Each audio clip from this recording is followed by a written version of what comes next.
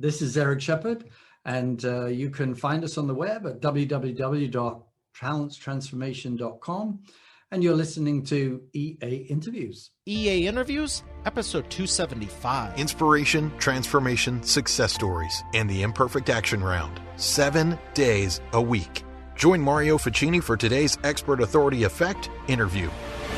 Are you concerned about the future?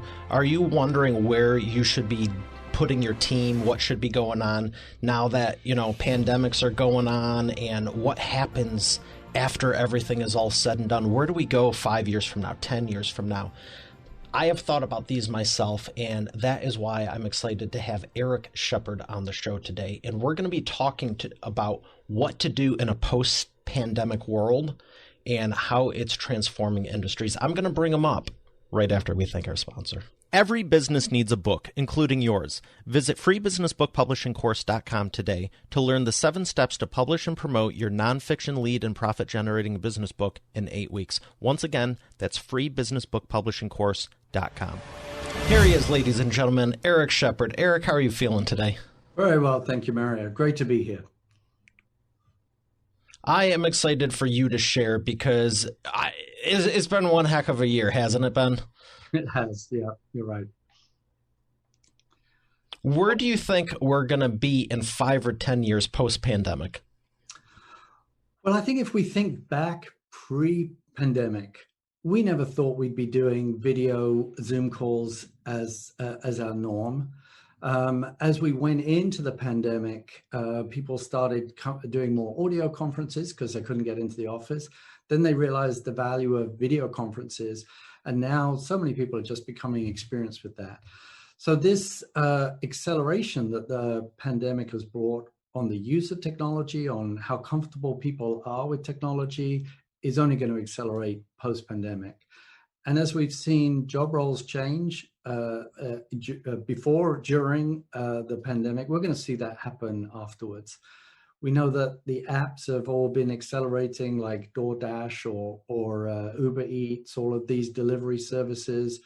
There's been a lot more acceptance of online shopping on a regular basis, grocery shopping, food orders, less going out to restaurants. So there's going to be some questions about how our behaviors return. Do they return to normal, or do we just become more comfortable staying at home and just ordering deliveries? But that's just a small section of what's changing. If we look at all of the money that's going into home delivery services, it doesn't take much to imagine how robotic delivery or drone delivery is really going to make sense. We could start to imagine the Amazon truck just driving down the street slowly with drones popping in the back of the truck, picking up packages and dropping them on our doorstep. These are now within our grasp.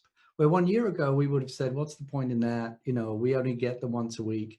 But now with the number of packages being delivered from all these different vendors, we're going to see that kind of change. That's just one example, Mario. There's many more.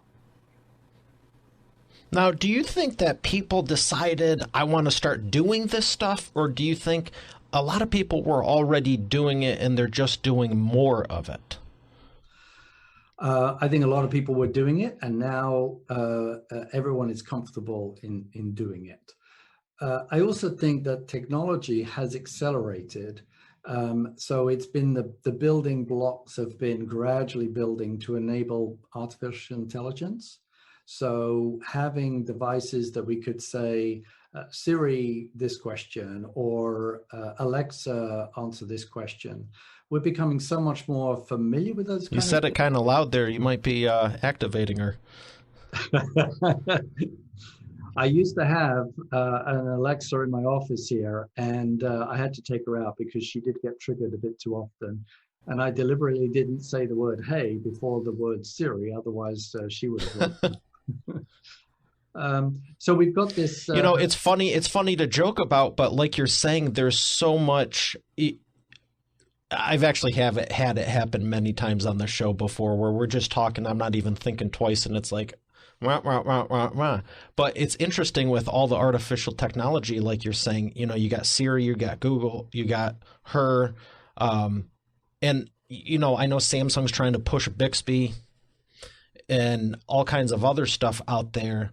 Where do you see this going 5 years from now? Now that people are more comfortable out of necessity.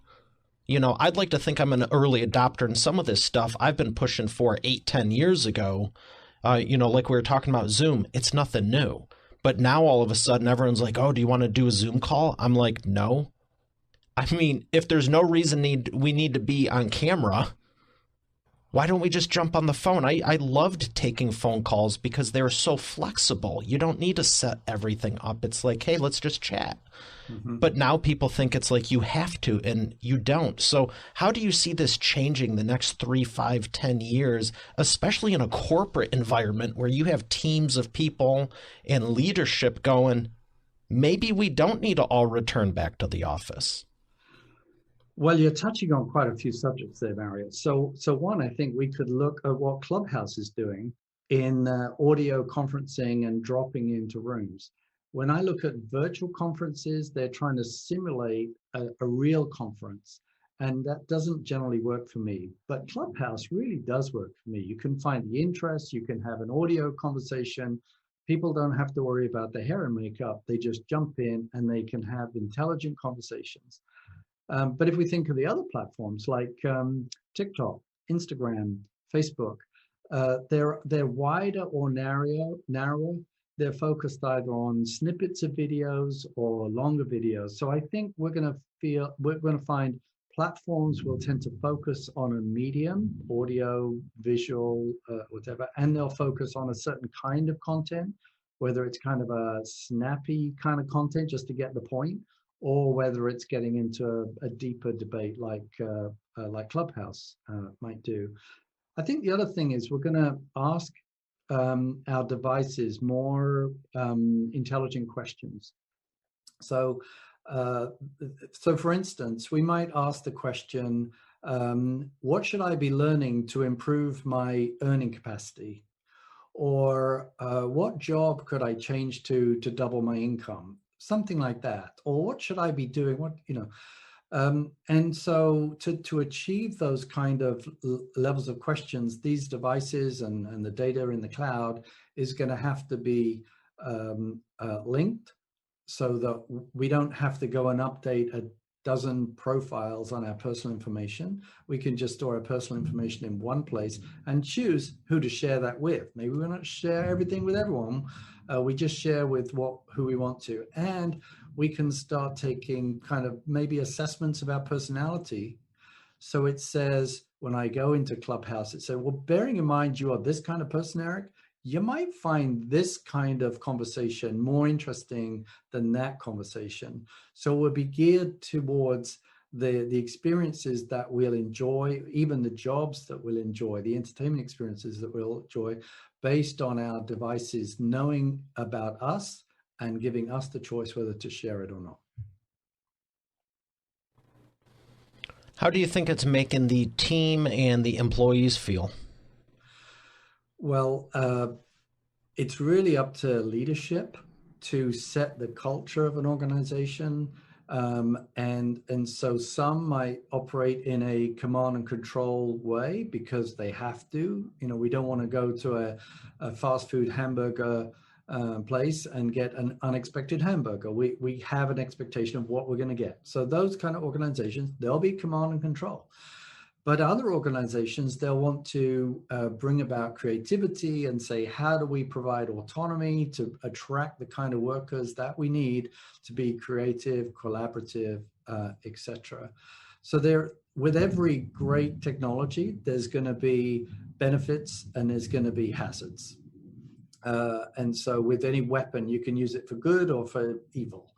And we will see that the same with technology. We're seeing facial recognition used in great ways, but also in very bad ways. We could apply natural language processing to understand emails that are being exchanged by employees. We could do sentiment analysis to determine whether they're happy or sad. And we could have our computers intervene. Some leaders might choose that that's a good idea. Other leaders might say, you know what, we should just communicate with our people more often and check in with them and make sure they're okay. We shouldn't have the machines be kind of monitoring them inappropriately. So we're going to see these organizations kind of split up into those that will run command and control and monitoring their people, and others that will be more open, which will, in my belief, provide more creativity within the organization.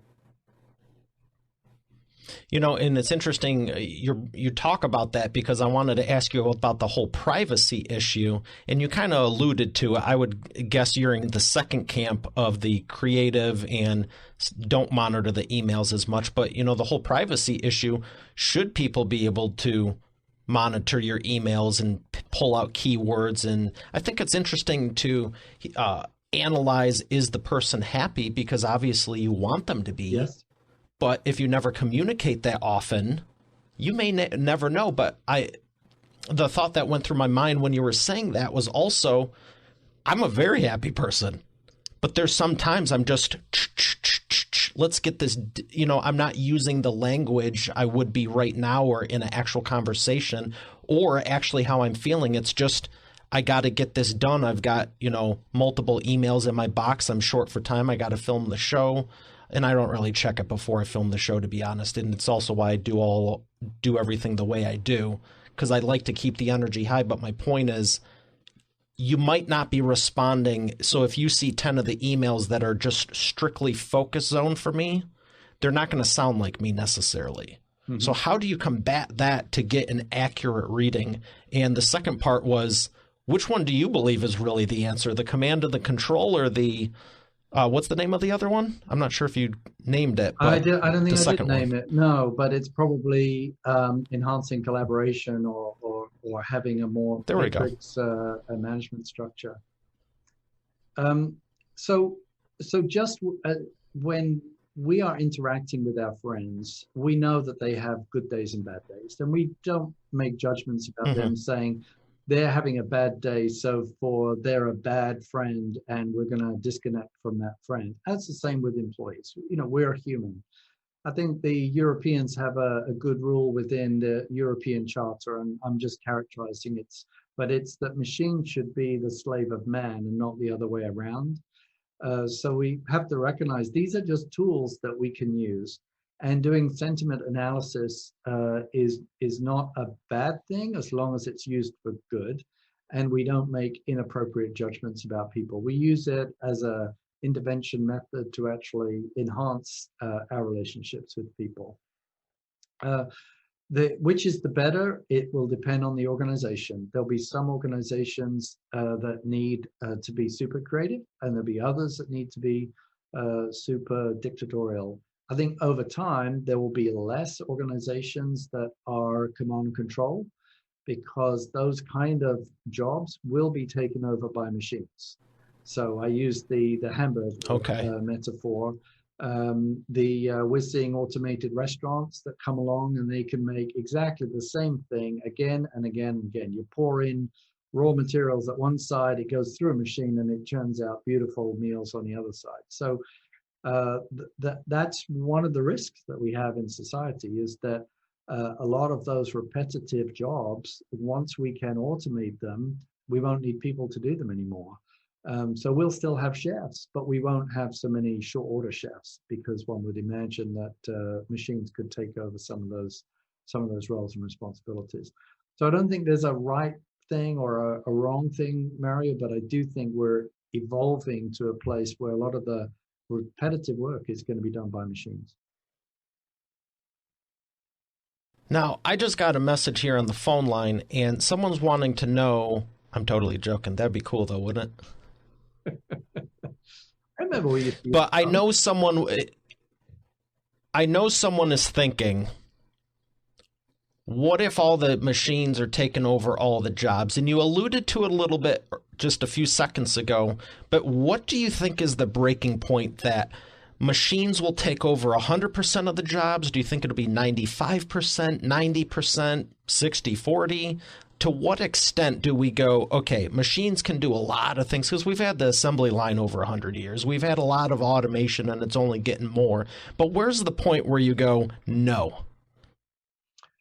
So that's a decision that I think we as people and governments have to make. because theoretically they could eventually take over everything. But there is a time where we say, well, wait a minute, we actually want to be running our own lives and we want to be enjoying our own lives. But to give you an indication, by 2030, and I'm not going to get this exactly right, Mario, but roughly 45% of tasks are going to be replaced by automation. So that's not saying 45% of jobs, but it's the 45% of tasks that people do are going to be replaced by automation. So that's within what, 9 or 10 years.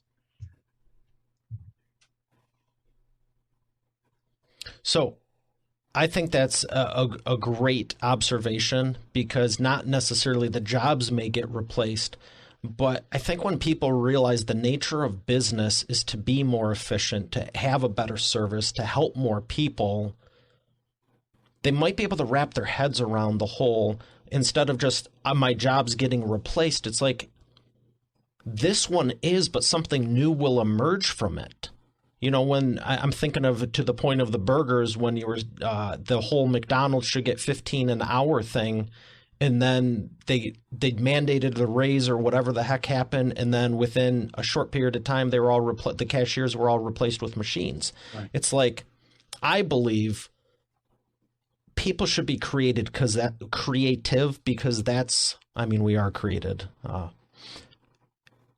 but people are creative beings, and those monotonous jobs like the assembly line 100 years ago, or even present day, you know, no one wants to look at the truth, but the reality is, you know, one of the main phone manufacturers, and I'll say it's not Samsung, they're under a lot of scrutiny for the people in the factories jumping out the windows because they hate what they're doing and it's so dictatorial. Yeah. Well, I get that it's an assembly line process, but maybe you should be in a job that's more creative and everything, because at some point, and you alluded to it, and I was like, oh man, I wonder if I should still ask it. You said the chef. You can get assembly line food, but you know what? I like to go out and make it an event and an experience and actually have someone handcraft it. And I can think of pretty much every industry where something can be handcrafted, even if it is like a car. The coolest cars in the world are not usually built on an assembly line, you know, and I don't mean mass production like a Rolls Royce that are all hand built, which they are, but think of the 1, 2, 5, 10 cars that they've only made a couple or maybe 2 of them, and they're all built by hand. It's like, those are the masterpieces. That's where the art comes into this. As much as I love automation and the whole show is set up to run smoothly, and I'm thankful for that, but you know, where do you see the artistic jobs and the creativity going the next 5-10 years as more gets automated? Well, I think as automation comes in, we're going to have the ability to be more human. And part of human is being creative, and it's communicating with other humans. And it's not following a script in a call center. It's actually caring and having empathy for our colleagues, for people we work with. To your point about chefs, I'm lucky enough to live in Miami and have a number of good friends that are chefs. And I see the skill and creativity that they use. I'm lucky enough they come around to my house sometimes and cook me and my friends meals, and which is a great benefit of the pandemic for me. I'm extremely lucky. And I watch the creativity and I think this can't be done by a machine. I mean, it would be extremely difficult. And anyway, I prefer it to be done by a person. Just as I prefer to communicate with someone in a retail store as human to human. I don't want someone to just read me a script. I enjoy going to a restaurant where a waiter will describe to me the preparation of the food. That's part of the experience. I think before the pandemic, and I think it's going to return after the pandemic, we were moving into what I would call an experience age. We're worried about employee experience, in customer experience. So yes, there was a time when it was efficiency. I'm hoping that we can move to a place and say, you know what, the automation will handle efficiency. Let's be more human and have more engagement as customers, as employees, as contributors to an organization. I hope that's the case too, because, one of the industries I keep looking at is the airlines. I wasn't around when the original planes were like, oh, it was like a big to-do to go on a plane, and we'll be right back with your filet and silverware, and they brought out the platters, and I just look at that, I'm like, this is like, I'm trying to wrap my head around that more than if you were to say we're going to jump on a spaceship and circle the Earth or something like that. I mean, that's cool, and I definitely want to do it, but it's like, I believe that more than you're telling me the airlines treated people like this? Well, I was lucky enough to enjoy that era briefly, and I think it's far cooler to circle the Earth or even go to the moon. I think often we think that we're at the end of our technology era, but we're really at the beginning. What we've seen happening in the last 10, 20, 30 years, if you kind of flip that and imagine what will happen in the future. So just as airlines had all that luxury 30 years ago, spacecraft will happen, and we will be able to buy a ticket at a reasonable price. And there's so many those kind of experiences. I'm certainly convinced they're going to happen. And I think if we look to 100 years, there will be people, space nomads. I don't believe that colonizing Mars really brings us much. Do you think I was just going to say, do you think we'll colonize Mars? I think the only thing that would drive us to colonize Mars or go to the moon is minerals or things that we're running out of. It doesn't seem like a very hospitable place. It might be a tourism thing, but to go there take 9 months to get there and 9 months to get back, with all the risks associated with that, it feels like in the beginning they'll just sell one-way tickets, and I'd really want a two-way ticket before I bought one. 9 months? I think it's something like that. That's a long flight. It is a long flight. I mean, I think 5 or 6 hours is borderlining long. I think it's 3 days to the moon currently. That's why I think the moon feels kind of practical. You can take a week off work and go to the moon, spend a couple of days there, and come home. Wow. It's interesting to talk about because, these are not that far-fetched realities. Now, they better have some good food and plush seats on that ship. I'm just saying, I don't want to have some peanuts thrown at me or whatever, especially for a 9-month journey, but... Worrying weightlessness as well. So if you have silverware, you might end up getting stabbed with it. Yeah, and I know the whole muscle fatigue, but I think a lot of people have been moving around less this past year anyway, so hey, we survived that, right? Yeah, that's right. So I want to ask you about the fourth industrial revolution. Do you think we're in the middle of one, we're starting one, or will there even be one? So we are starting one.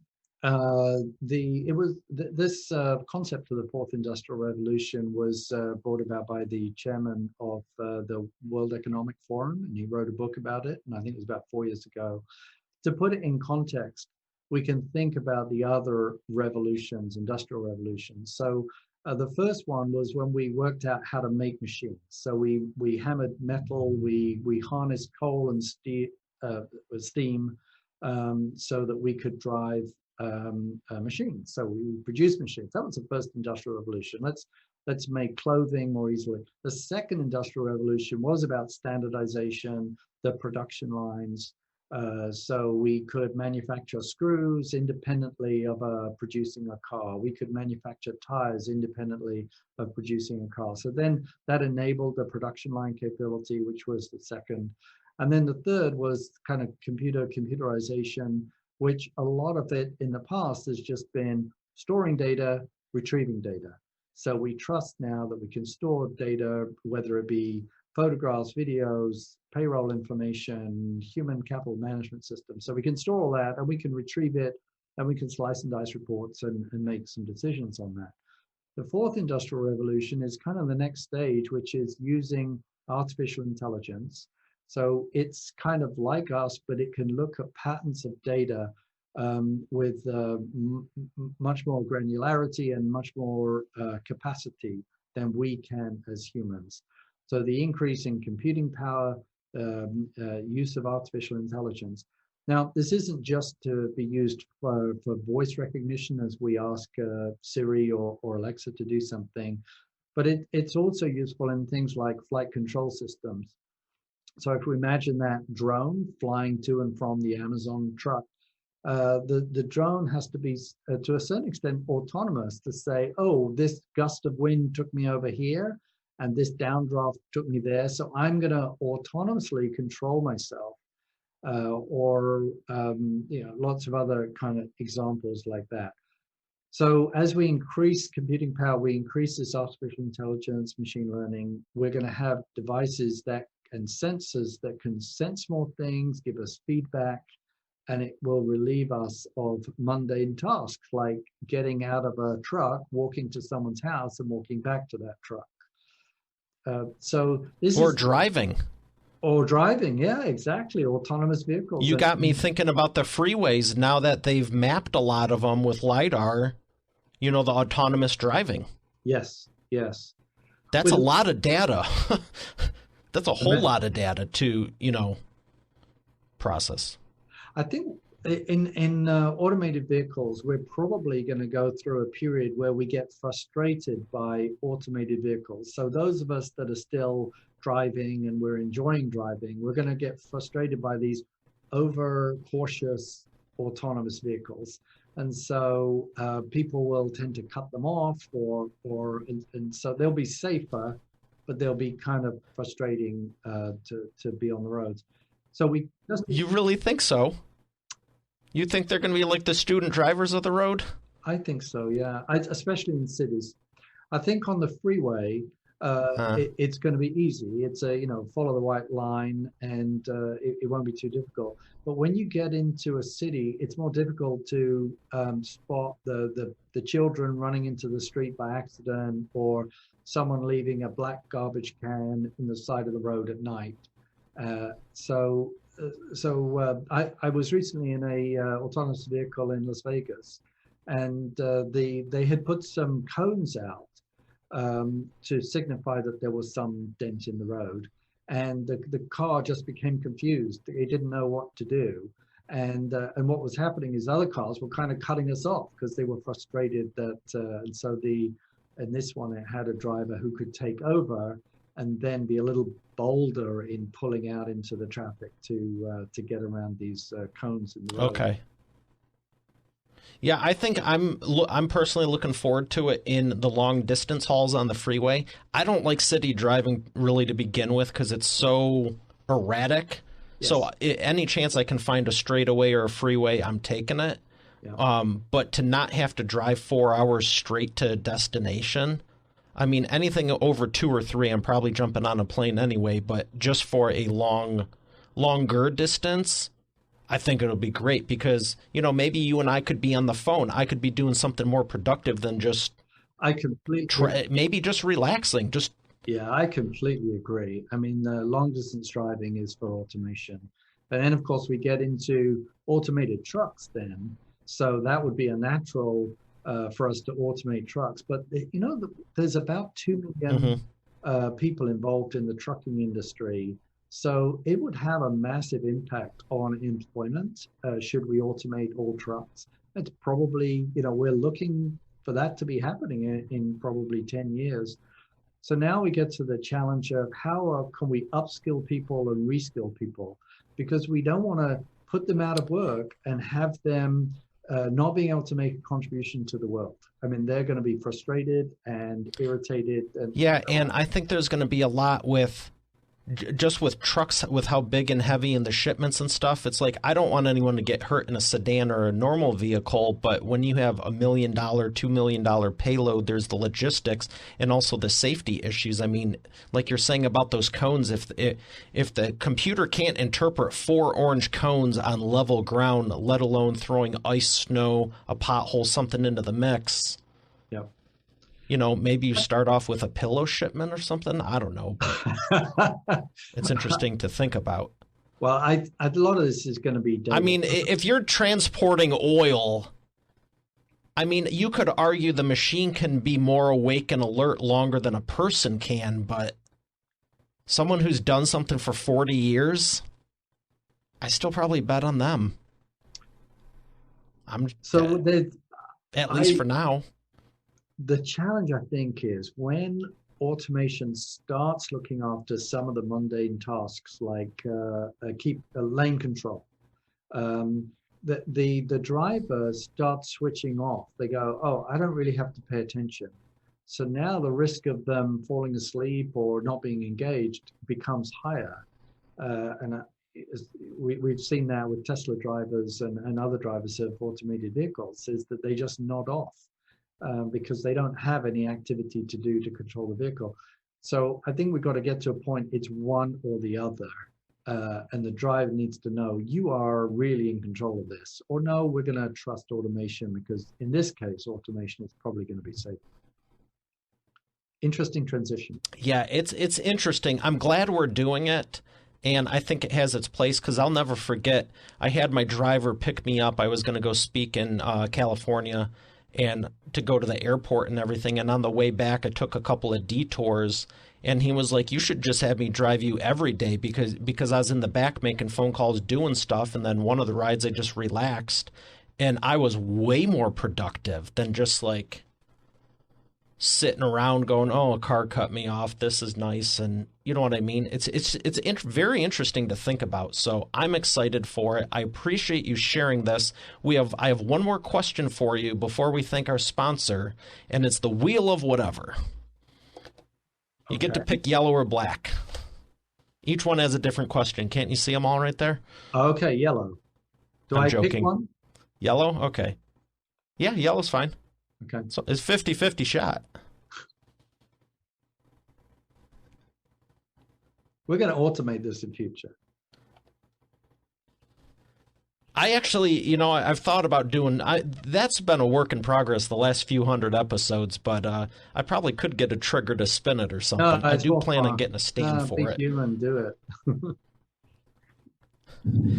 My question for you is the stuff from the Jetsons. We've got the watches. We've got the talking through intercom stuff. What about the flying cars? When are those coming out? I'm not a great believer in flying cars. But I'm not an expert on this. The reason I don't think flying cars are so practical, it just feels like it needs more energy to lift something off the ground and move it. And there's better ways. But once it's off the ground, you can go way faster and there's no one in your way. Well, what you could do is put tunnels under the ground with with a safer controlled environment, such as the boring. The vacuum tubes. Yeah. So, or overhead so the idea of having autonomous vehicles that just turn up and will shoot you into a tunnel, take you to from Miami to Orlando, and you get out at the other end, feels like a more practical way to go, just from an energy consumption standpoint. Well, I appreciate your honesty, and that was on my mind with everything we're talking about, so thank you for that. We're going to thank our sponsor and come back for the Imperfect Action Round. You've heard me say every business needs a book, including yours. And it's true. And that's why you should visit freebusinessbookpublishingcourse.com today to learn the 7 steps to publish and promote your nonfiction lead and profit-generating business book in 8 weeks. But you know what? Don't take my word for it. Take it from a few of my authors, like Lori. And I went from having an idea and a possibility to actually getting my book published. Or Catherine. Thank you for making my mom #1 best-selling author. Or Mary Alice. What he got done for me in 3 days regarding my book launch, unmanageable. John Cody. I've worked with Mario over the phone and online, and he's been very helpful in getting me where I needed to go with promoting my books. Rocio. There's no way in the world I would have been able to do this with somebody else. I've attempted it in the past. It didn't serve me. As a matter of fact, I ended up more frustrated than anything. So this has been a very seamless process. Adele. If you're looking for an amazing business coach, I highly recommend Mario Ficini. Or Bill Benner. I can't make a higher recommendation than to work with Mario Ficini. He has been great for me, and right now I won't work with anybody else except for Mario. Hey, their words, not mine. Visit freebusinessbookpublishingcourse.com to get started now, and I look forward to hearing your transformation as the next video success story. Once again, that's freebusinessbookpublishingcourse.com. And we are back with the imperfect action round. Eric, are you ready to take imperfect action? Yes. Excellent. I got 3 questions for you, 60-second or less answers. The first one is, what is the fastest path to the profits?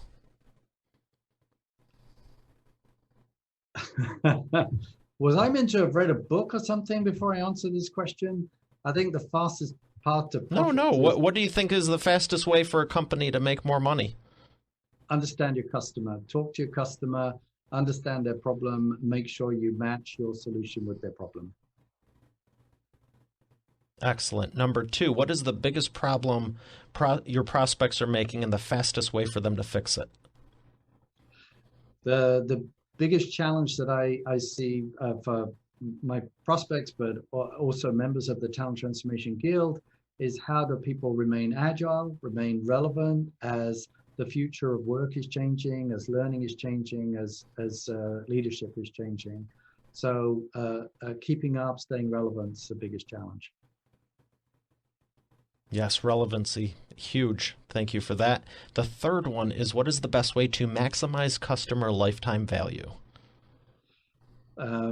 Provide value, and it kind of goes back to understanding your customer, constantly seeking to understand the problems that they're tackling, not only now, but what they expect to be tackling, and keeping your business aligned to solve their problems.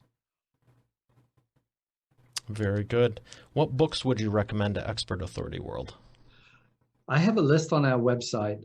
There's so many books that I've thoroughly enjoyed. And so I would obviously recommend the book I've recently published called Talent Transformation, which deals with the issues of the fourth industrial revolution and how you can use mindset and skill set to have a successful outcome.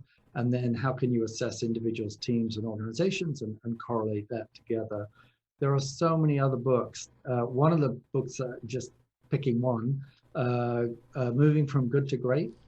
It's an old favorite. It's probably 15 years old now.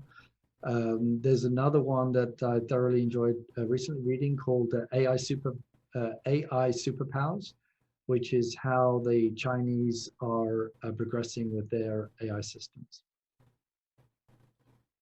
Excellent. Thank you for those. Where would you like people to learn more? I would love them to learn more by going to the website, www.talenttransformation.com. And there are a lot of free resources and also more information about the book. Excellent. Well, I've thoroughly enjoyed this. I appreciate your time and expertise. It was a pleasure having you. Thank you so much, Marion. It was a pleasure. All right, Expert Authority World, we have another great episode here today. I'll see you tomorrow. Have a great day, and God bless. You're already the expert, but have you transformed your expertise into a tangible asset that will generate and qualify leads while increasing profit for you 24/7? And if so, how well are you promoting it? With the Expert Authority Effect publishing method, it's easier and faster than ever. Visit freebusinessbookpublishingcourse.com today to learn the 7 steps to publish and promote your nonfiction lead and profit-generating business book in 8 weeks. Visit freebusinessbookpublishingcourse.com to get started now. Once again, that's freebusinessbookpublishingcourse.com. Hey, thanks for listening to today's episode. I hope you got a lot out of it. I know I sure did. If you haven't done so already, I invite you to subscribe to the show. And also be sure to check out eainterviews.com for complete show notes, the full interview video experience, links to the resources we mentioned, and more. Have a blessed day, and I'll see you tomorrow.